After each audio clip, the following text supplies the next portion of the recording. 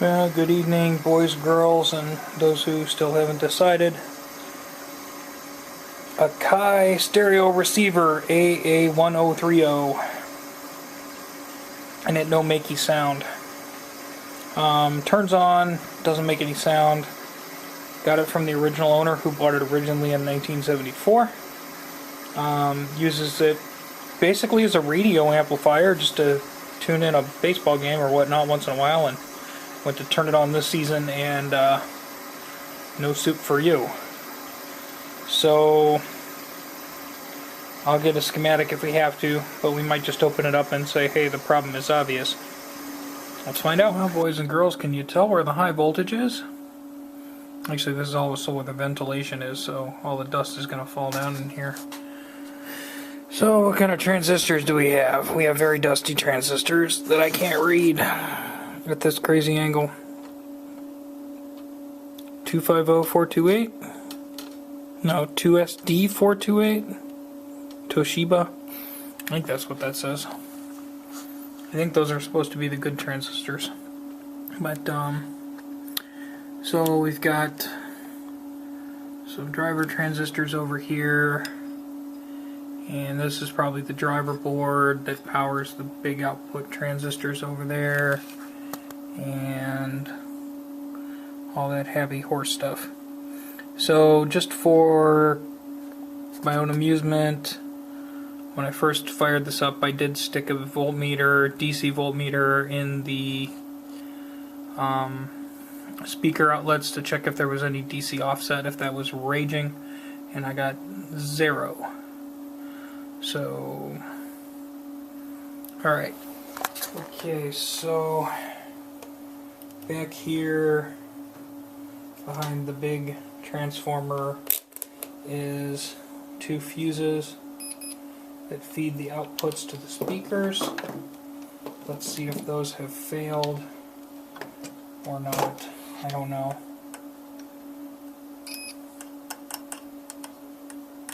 Yep.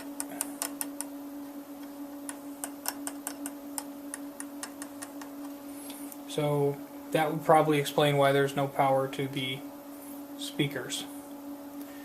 Well, this might be blatantly obvious again. Okay, so those fuses were 3 amp, and I looked in my bin of crap and I had some 1 amp fuses, so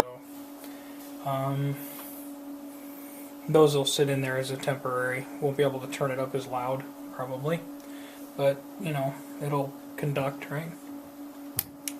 Turn the juice back on. First, I think we should plug it back in. I think that might be a good idea. There's a thing about these, they don't turn on unless you plug them in. So,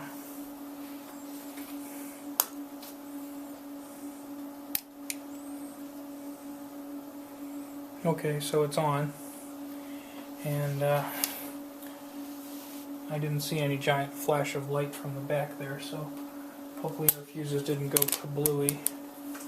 Let's check to see if we can sense any DC voltage on speaker pair A, which should be the top pair here.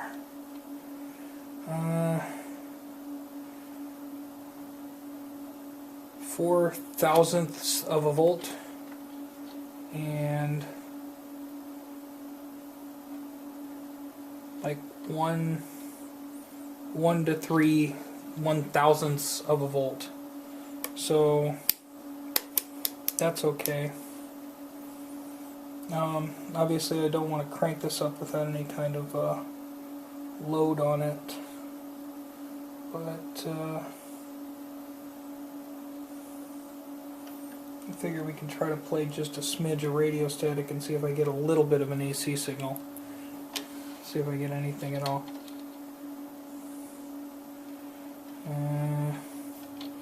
Yes, I do actually. Let's see, an AC signal, a little bit, just a little bit. Let's turn it back off. Let's make sure our fuses didn't blow on us, and then we'll go get some sacrificial speakers. Okay, our fuses are still okay. So let's go get some sacrificial speakers. See what happens. Okay, so even in my basement here with just the default AM antenna, I'm picking up a signal here. So that seems to be fine. The balance works. So yeah, it's working. I think I'm going to talk to the customer because, granted, this is a 70s era receiver, right?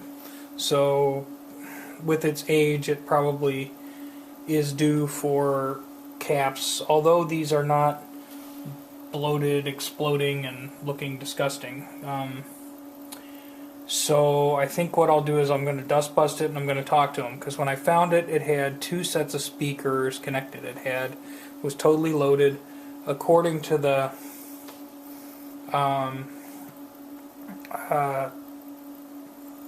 writing on the back, the set A is supposed to be 4 to 16 ohm, and set B says 8 to 16 ohm. And I'm going to guess he put probably, because it looked like the little Bose he had or whatever, they were like little 4 ohm speakers. So if you put, you know, too low of a load on your amplifier and turn it up, it'll probably pop the fuses.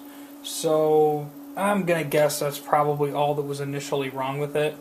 If he wants to invest in a recap job or something, that's fine, but I'll probably just talk to him about it, dust it, and whatever.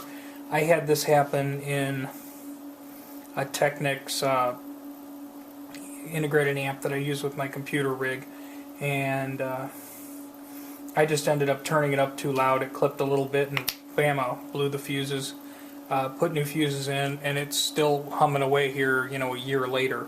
So my guess, you know, I bet if we just put the right fuses, now these are 1 amperes, it should have 3. You know, if we're just going to put those in and play it at a reasonable listening volume and not try to crank it up, we probably won't strain anything, and it'll probably keep working. So yeah, that was really an exciting video.